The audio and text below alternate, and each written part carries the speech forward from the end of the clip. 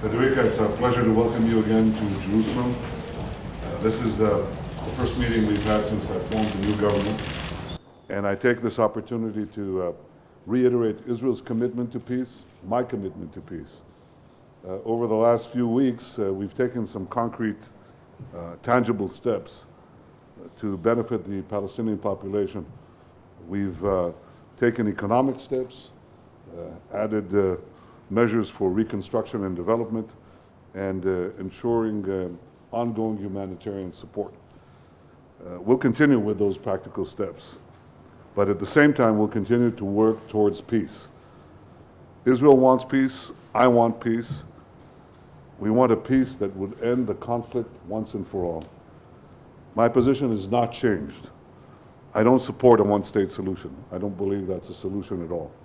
I support the vision of two states for two peoples, a demilitarized Palestinian state that recognizes the Jewish state. And I look forward to discussing with you how we can advance that vision forward in a practical, secure, and responsible way. I know that you share our goal, and we see you as a friend who can help advance it. But if I look around at our region and the world, the most dangerous enemy of peace is Iran.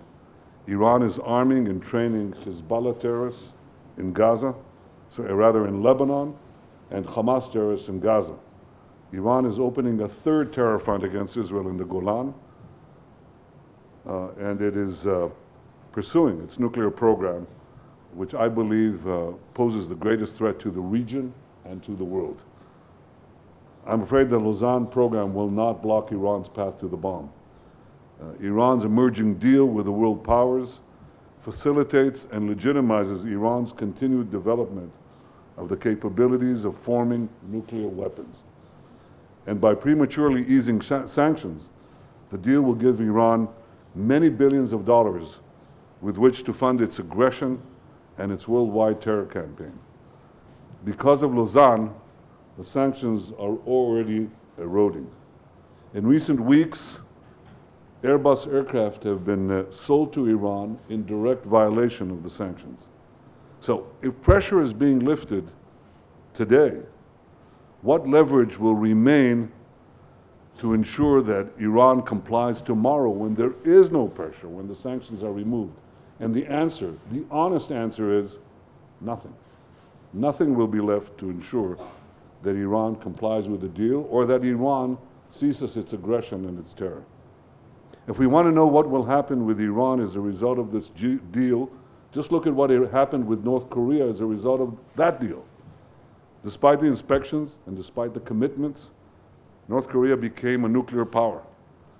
Just this week, North Korea announced that it has succeeded in miniaturizing a nuclear weapon. I think the international community is about to make the same mistake with Iran as it did with North Korea. And I'm afraid Lausanne does exactly that. The peace and security of the region and the world demand that we insist on a better deal, and it's not too late to do so. These are formidable challenges. They've never deterred us.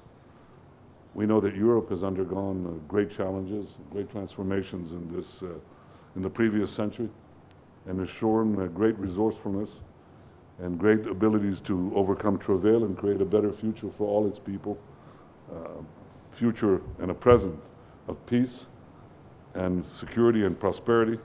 And that's what I hope that we can discuss and work together to achieve: peace, security, and prosperity for all our peoples, for all our neighbors.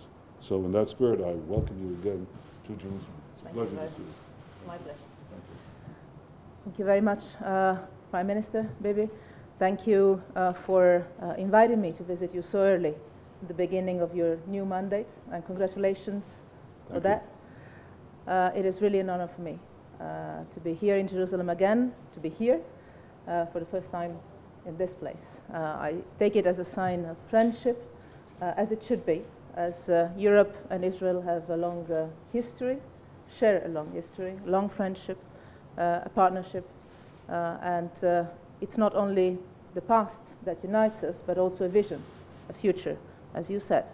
I believe your recommitment tonight to work on peace and security, first of all for Israel, but also for the rest of the region, is what also unites us. European Union is interested in peace and security for Israel, for the region, because this is also our European peace and security. So we have a common interest there to see if we have a space for relaunching the vision you just mentioned of two states for two people being able to live in full respect, one at the side of the other, in full respect and with a perspective of peace and security for all.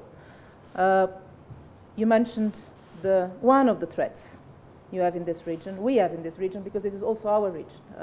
The Mediterranean, the Middle East is also somehow a European region. We share a neighborhood, which is the most dangerous one in the world. And we have many threats we have to face together. And most of them are all around us, all around Israel, but also all around Europe. You mentioned one of them, the perspective of an Iranian nuclear program. Let me assure you that my personal commitment as a facilitator of the negotiations and the European interest and willingness to reach an agreement that is not done yet, is not finalized yet.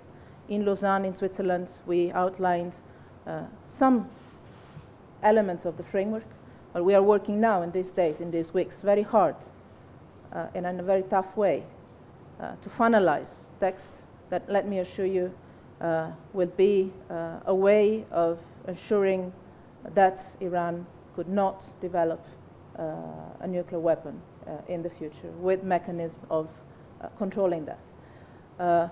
The efforts of the international community, my personal efforts in this respect, are aimed at more security, not less. And I hope we can be successful in this regard. I know we will discuss this as we will discuss the opportunities to relaunch the peace process, but also some bilateral issues, because we have so much to discuss. Well, I'd like to talk to you about the Italian political system. That is not officially, that is not in my capacity anymore, but I would be happy to do that. As an observer. Definitely. It's a member state. Thank you very much. Thank you. Thank you.